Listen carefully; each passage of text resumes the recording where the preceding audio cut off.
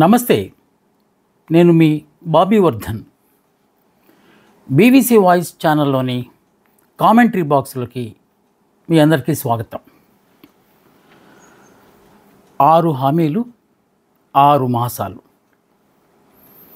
ఈపాటికి మీకు అర్థమైపోయి ఉండాలి. సూపర్ 6 హామీలతో ప్రభుత్వాన్ని ఏర్పాటు చేసిన కూటమి సర్కార్ దాదాపు 6 నెలల సమయాన్ని పూర్తి చేసుకుంది. అంటే మనం జనరల్గా ఏమంటామంటే అర్ధ సంవత్సరం. స్కూల్లో లాగా త్రైమాసికం, ఆర్థికం, అర్ధ సంవత్సరం ప్రోగ్రెస్ కార్డు ఇస్తారు స్కూల్స్లో. క్వార్టర్లీ ఎగ్జామ్స్ అయిన తర్వాత, హాఫ్ ఇయర్లీ ఎగ్జామ్స్ అయిన తర్వాత. ఇప్పుడు జనం అందరూ దీని గురించే మాట్లాడుకుంటున్నారు. కూటమి సర్కారు ఏర్పడి 6 మాసాలైంది. దానికి ఎన్ని మార్కులు వేయవచ్చు ప్రోగ్రెస్ కార్డు ప్రకారం?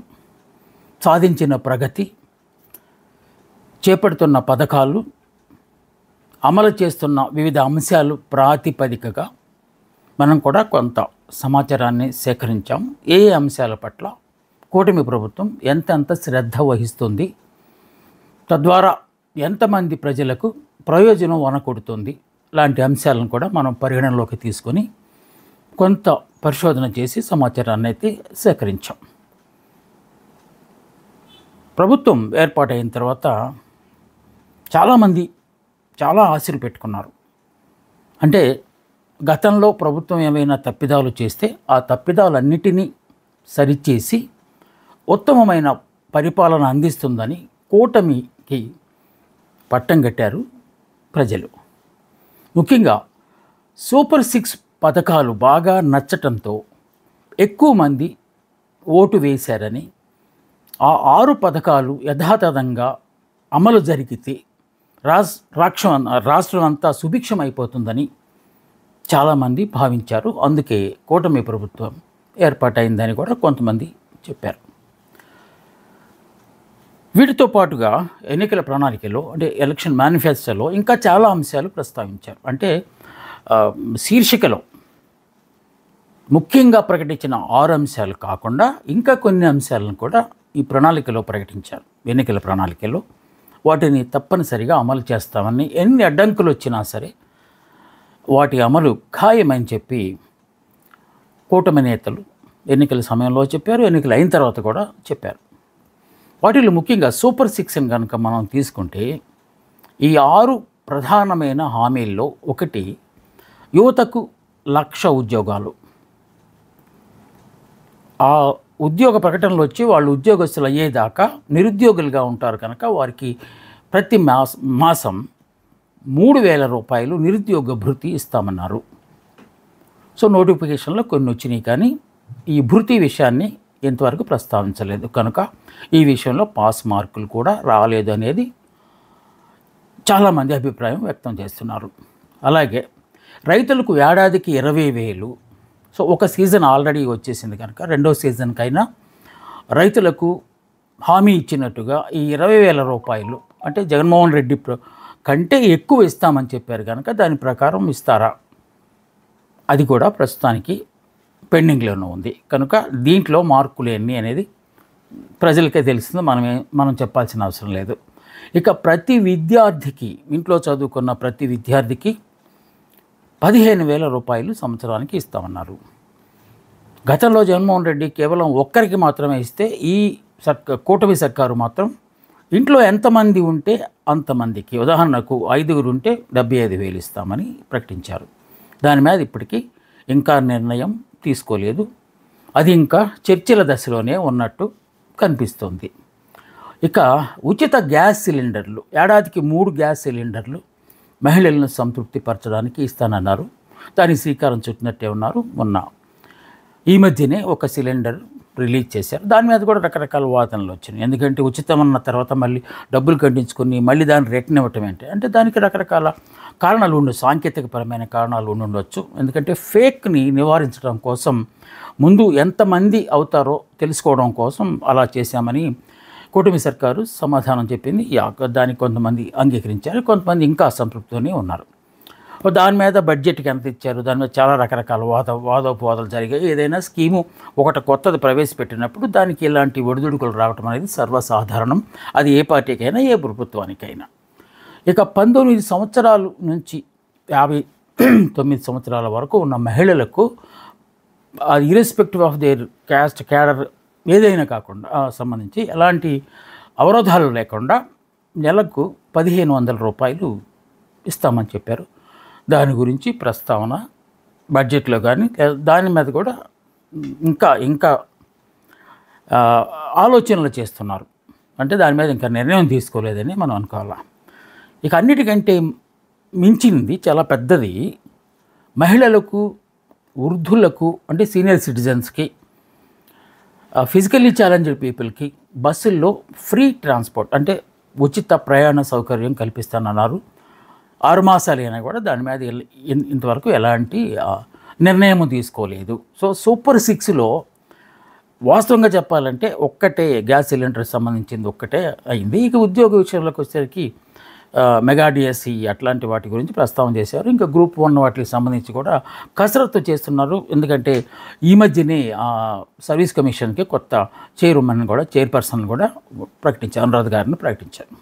సో ఇది జరుగుతున్నది. ఇక మిగతా అంశాల్లోకి వస్తే శ్వేతపత్రాలతోటే ఈ ప్రభుత్వం కాలయాపన చేస్తుందని వాదనలు కూడా ఉన్నాయి. ఎందుకంటే బడ్జెట్ సమావేశాల్లో, అసెంబ్లీ సమావేశాలు జరుగుతున్నప్పుడు ముఖ్యమంత్రి చంద్రబాబు నాయుడు గారు ప్రతిరోజు ఒక్కొక్క అంశానికి సంబంధించి శ్వేతపత్రాలు విడుదల చేశారు. అంటే ఆర్థిక పరిస్థితి ఎలా ఉంది, ఇరిగేషన్ దాని పరిస్థితి ఏంటి, ఇలా రకరకాల అంశాల మీద గత ప్రభుత్వం చేసిన తప్పిదాల వల్ల మనం ఇన్ని కష్టాలు అనుభవిస్తున్నాము అని అర్థం వచ్చేలాగా ప్రతి అంశానికి సంబంధించి శ్వేతపత్రాలు విడుదల చేశారు. దానికి కూడా కొంతమంది అందుకే కదా మీకు పగ్గాలు ఇచ్చింది, గత ప్రభుత్వం చేయలేదనే కదా మేము పగ్గాలు ఇచ్చాము, మీరు కూడా అలా మాట్లాడితే ఎలాగా, మీరు సంపద సృష్టిస్తానన్నారు కనుక ఎలా సృష్టిస్తారో సృష్టించి మాకు మేలు వనగూరేలాగా చేయాలి తప్ప శ్వేతపత్రాలతో సమయం గడిపిపోతే ఎలాగాని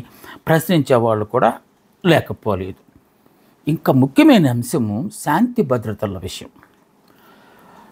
ముఖ్యంగా మహిళల జోలికి వస్తే తాట తీస్తానని డిప్యూటీ సీఎం అన్నారు. మహిళల జోలికి వస్తే ఎందుకురా బాబు అని చెప్పి భయపడేలాగా చేస్తామని చెప్పి సీఎం గారు చెప్పారు. ఎప్పట్లాగానే ఆనవాయితీ ప్రకారం మహిళకు హోమ్ మినిస్టర్ ఇచ్చారు అనిత గారికి.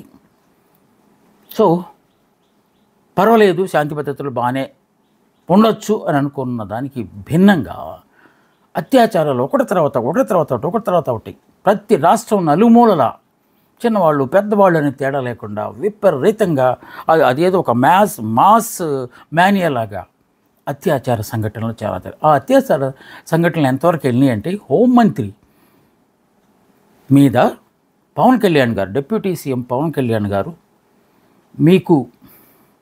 మీరు ఆ బాధ్యత తీసుకోవాలి, మీరు ఆ బాధ్యత సక్రమంగా నిర్వర్తించలేకపోతే ఆ శాఖను నేను తీసుకోవాల్సి వస్తుంది అనేంత ఆవేశం వచ్చేసేదాకా మాట్లాడారు. అంటే అర్థం ఏంటి, శాంతి భద్రతలు పూర్తిగా చేతులు తప్పిపోయాయి, అదుపులో లేవు అనేదాన్ని అంగీకరించారు అని చెప్పి కొంతమంది దాన్ని ఆ విధంగా విశ్లేషణ చేశారు. నిన్నగాక మొన్న కూడా మళ్ళీ రాయలసీమ ప్రాంతాల్లో ఒక పాప మీద, ఇంటర్మీడియట్ చదువుతున్న పాప మీద పెట్రోల్ పోసి తగలేసి వాడు కూడా చనిపోయే స్థితికి వచ్చాడు. అంటే ఈ అత్యాచారాల పరంపర కొనసాగుతూనే ఉంది అనేది కూడా మనం ఈ ప్రోగ్రెస్లో మనం గమనించిన ఒక అంశం. ఇక ప్రకృతి విపత్తులను ఎలా ఎదుర్కొన్నారనే అంశం మీద కూడా కొంత మనం సమాచారాన్ని సేకరించాం. అది ఎవరు ఊహించండి. ప్రకృతి కూటమి ప్రభుత్వం రాగానే సజావుగా సాగుతుందనుకున్న సమయంలో సడన్గా విజయవాడకు ఎప్పుడూ రాని విధంగా వరదలు రావటం, బుడమేరు పొంగి వరదలు రావటం, దాదాపు 15 రోజుల పాటు ఆ పరిసర ప్రాంతాలన్నీ జలదిగ్బంధానికి గురవటం, సాక్షాత్తు ముఖ్యమంత్రి గారే స్వయంగా సహాయ కార్యక్రమాల్లో పాల్గొని అందరికీ సేద తీర్చేలాగా చేయటం అనేది అప్పట్లో చాలా పెద్ద అచీవ్మెంట్గా చెప్పుకోవాలి. ఎందుకంటే వయసు మీరినా కూడా దాన్ని ఏం పట్టించుకోకుండా గతంలో విశాఖపట్నానికి హుద్హుద్ తుఫాన్ వచ్చినప్పుడు కూడా ఆయన అదే స్పీడ్తో పనిచేశారు. ఇప్పుడు కూడా అలాగే పనిచేశారనే ప్రశంసలు అయితే ఆయన అందుకున్నారు. ఈ విషయంలో ఆయనకి 100కి 100 పాళ్ళు మార్కులు పడినట్టే అనిపిస్తుంది. అంటే ఒక బాధ్యతాయుతమైన ముఖ్యమంత్రి ఏ విధంగా చేయాలో అలాగే ఆయన చేశారు. ఎందుకంటే తను లేకపోతే ఆ యంత్రాంగం కూడా పూర్తిగా పనిచేయదని చెప్పి ఆయన అనుకున్నారు. ఇదే దాన్ని మనం గతంలో కనుక చూస్తే మన జగన్మోహన్ రెడ్డి గారు సీఎంగా ఉన్నప్పుడు ఇలాంటి విపత్తులు జరిగినప్పుడు ఆయన సడన్గా వచ్చేవారు కాదు, కొంతకాలం తర్వాత వచ్చేవారు. దానికి వారు చెప్పిన సంజాయిషి ఏంటంటే, ఒకవేళ ముఖ్యమంత్రి అక్కడికి వెళ్తే ఈ ప్రోటోకాల్స్ లేకపోతే ఈ శాంతి భద్రతల సమస్యలు వస్తాయి, అప్పుడు అధికార యంత్రాంగం పనుల మీద కాకుండా ముఖ్యమంత్రి మీద దృష్టి పెట్టాల్సి వస్తుంది, అందుకే నేను వెళ్ళేవాడిని కాదు, ఒక సద్దుమడిగిన తర్వాత నేను వెళ్ళటం మొదలుపెట్టానని ఆయన చెప్పేవారు. అది ఆయన స్టైలు. ఎక్కడ సమస్య ఉంటే అక్కడ దూకిపోవటం అనేది చంద్రబాబు నాయుడు గారి స్టైలు. అది గతంలో జరిగింది, ఇప్పుడు కూడా జరిగింది. ఈ విషయంలో ఎవరు ఏ విమర్శలు చేసినా కూడా చంద్రబాబు నాయుడు గారు అంటూ తనకు అక్కడ చిన్న చిన్న అంశాలకు కూడా డబ్బంతా వృధా చేశారు. ఉదాహరణకు ఇది పెద్ద విమర్శలకు దారితీసింది. అగ్గిపెట్లకు మైనపోతులకు 35 కోట్ల రూపాయలు ఖర్చు పెట్టారని చెప్పారు. అంత అయిందని ఏదో ఉంటాయి కదా. ఒక సంఘటన జరిగినప్పుడు ఆ సంఘటన చుట్టూ అనేక మంది ఎప్పుడెప్పుడు అవకాశం కోసం ఎదురు చూస్తూ విమర్శలు చేయడానికి ఎదురు చూస్తూ ఉంటారు. అది సహజమే. అదే ఇక్కడ కూడా జరిగింది. ఇక ఏపీ అంటే చంద్రబాబు నాయుడు గారు కొత్త డెఫినేషన్ ఇచ్చారు. ఏపీ అంటే A for Amaravati, P for Polavaram. ఇవి రెండే ప్రధానమైన అంశాలు అన్నట్టు ఆయన చెప్పుకుంటూ వచ్చారు. నిజంగానే అమరావతి అంటే రాష్ట్రానికి రాజధాని లేకుండా ఎన్నాళ్ళు మనం ఉన్నాం, 10 ఏళ్ళు దాటిపోయినాయి. ఇప్పటికీ మనకు రాజధాని ఏది అంటే ప్రశ్నార్థకంగా మారిన పరిస్థితిలో అమరావతి ఏకైక రాజధాని. ఆ రాజధానిని ఎలాగైనా వరల్డ్ క్లాస్ సిటీగా తయారు చేస్తానని చెప్పి ఆయన పట్టుకున్నారు. ఆ కోణంలోనే ఆయన నడుస్తున్నారు. దానికోసం కేంద్రం మీద ఇప్పుడు ఎందుకంటే ఆయన ఎన్డీఏలో భాగస్వామి కనుక కేంద్రాన్ని దగ్గర నుంచి ఎక్కువ నిధులు రాబడ్డానికి అతనికి అవకాశం ఉంది కనుక వారు ఆ పనిలో ఉన్నారు, వెళ్ళారు, అడిగారు.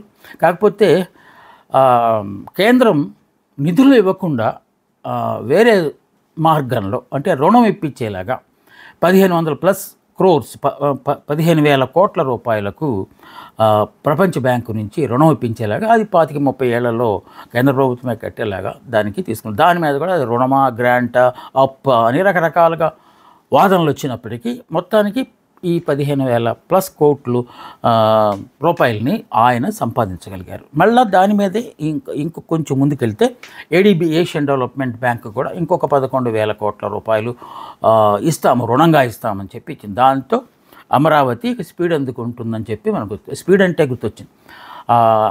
పగ్గాలు చేపట్టిన కూటమి సర్కారు ప్రభుత్వాన్ని ఏర్పాటు చేసిన వెంటనే ప్రయారిటీ ఐటమ్గా తీసుకున్నది ఏంటంటే ఆపరేషన్ క్లీన్ అమరావతిని.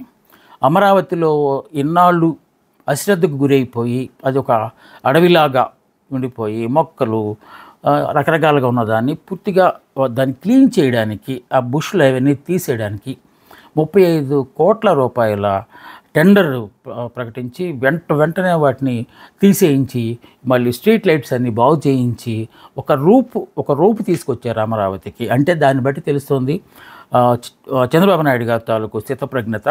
ఏపీ అంటే అమరావతి అండ్ పోలవరం అని చెప్పిన దానికి కట్టుబడి ఆయన ఉన్నారు. అందుకే అమరావతి మీద ప్రతిరోజు ఏదో ఒక సందర్భంలో అమరావతి గురించి మాట్లాడుతున్నారు అని అనుకోవచ్చు. ఈ విషయంలో కూటమి సర్కార్కి ముఖ్యంగా చంద్రబాబు నాయుడు గారిని అందరూ అభినందించాల్సింది. ఎందుకంటే ఆల్రెడీ ఇంకా డిసైడ్ అయిపోయింది. ఇక ఈ అటు జంజాటంలో లేదు, డోలాయమాన పరిస్థితి లేదు. ఎక్కడ రాజధాని అంటే అమరావతి అనేది డిసైడ్ అయిపోయింది.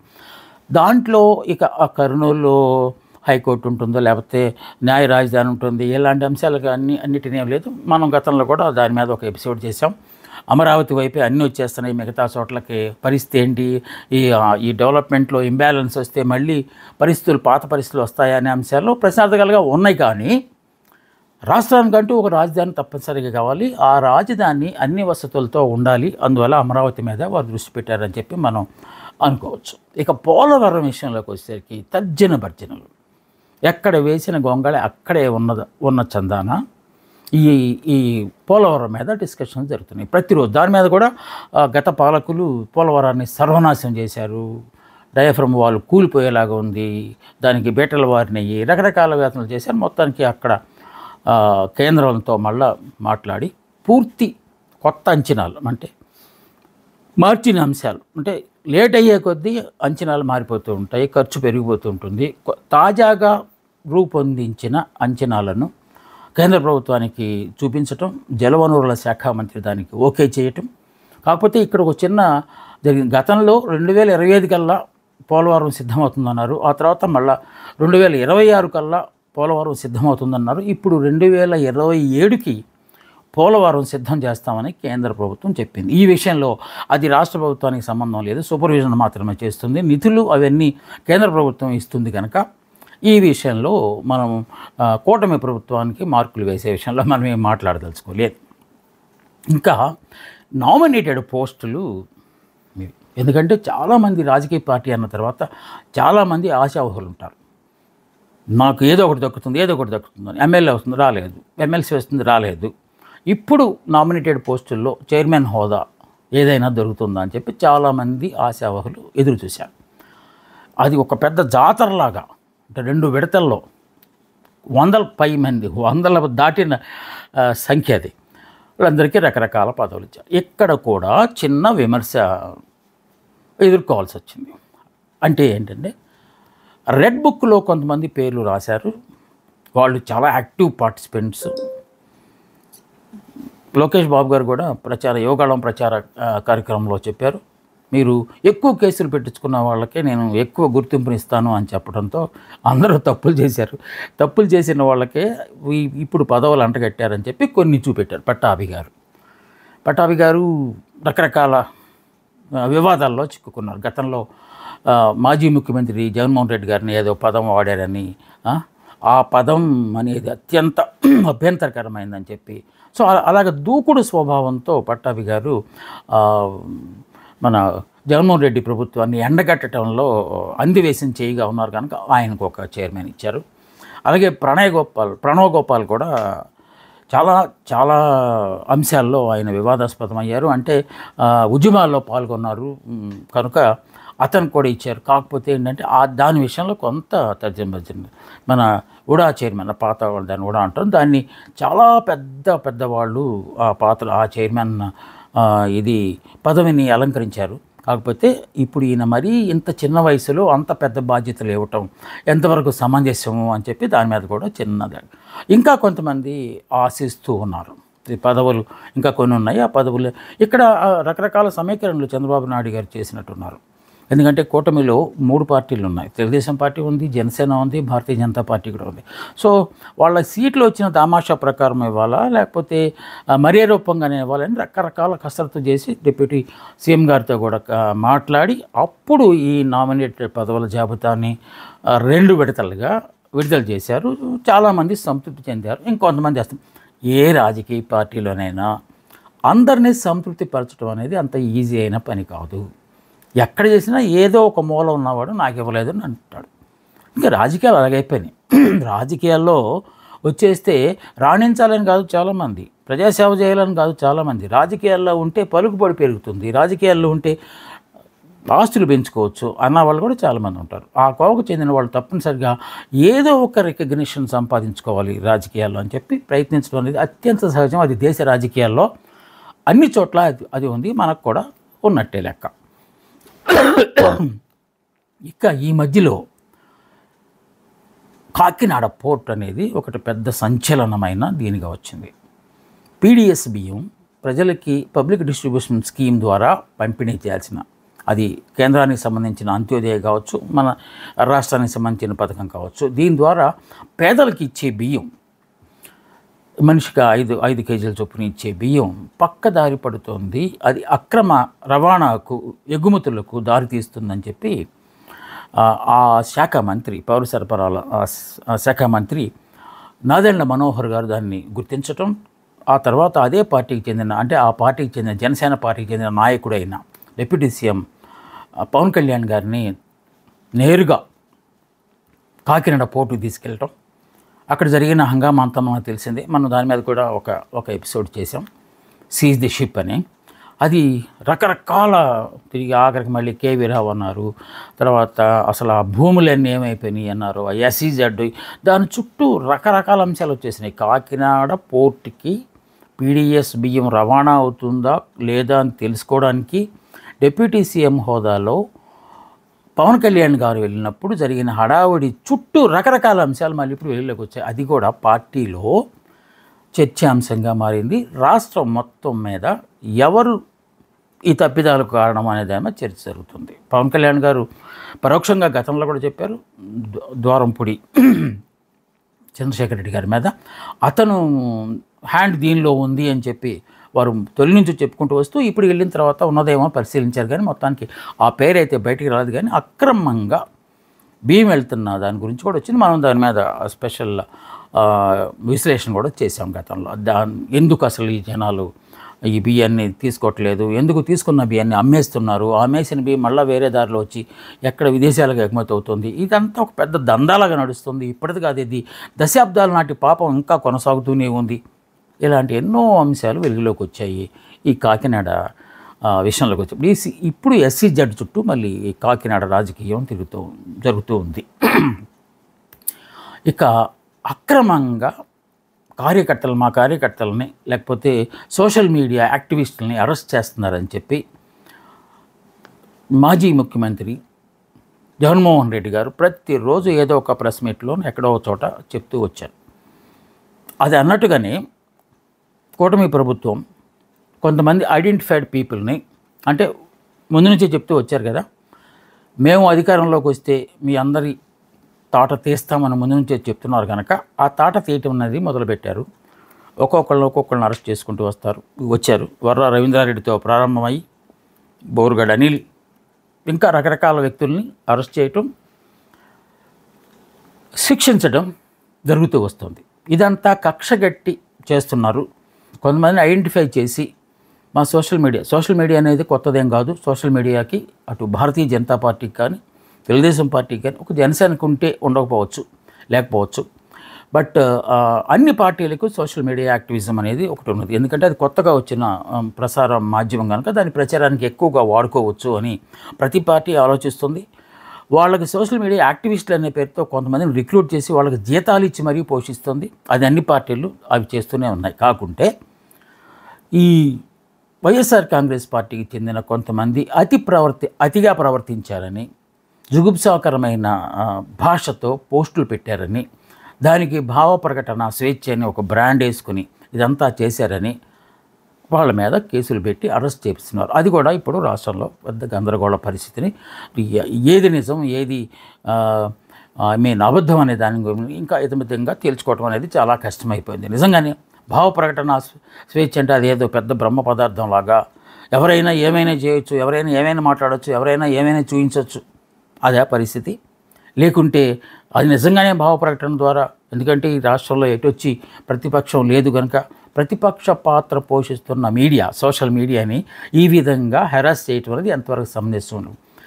రామ్ గోపాల్ వర్మకు అరెస్ట్ నోటీసు వారంటీ ఇవ్వడంతో ఇంకా ఇది వివాదం అయిపోయింది, పూర్తిగా ముదిరిపోయింది. అంటే పాలన మీద దృష్టి సారించకుండా, ప్రజా సంక్షేమం మీద దృష్టి సారించకుండా ఇలా కక్ష తీర్చుకోవటం మీదే ఎక్కువ దృష్టి పెట్టింది కూటమి ప్రభుత్వం అని చెప్పి మనం సేకరించిన సమాచారంలో ఉంది. ప్రసార మాధ్యమాల్లో, మీడియాలో కూడా అలాంటి అంశాలు ఎక్కువగా వస్తూ ఉన్నాయి. ఎందుకంటే ఇలాంటి హింసని లేకపోతే ఇలాంటి బరి తెగించిన స్వేచ్ఛను అరికట్టాలంటే తప్పనిసరిగా కొన్ని నిర్దిష్టమైన చర్యలు తీసుకోవాల్సి ఉంది. అది చేస్తున్నామని చెప్పి కూటమి ప్రభుత్వం చెప్తోంది.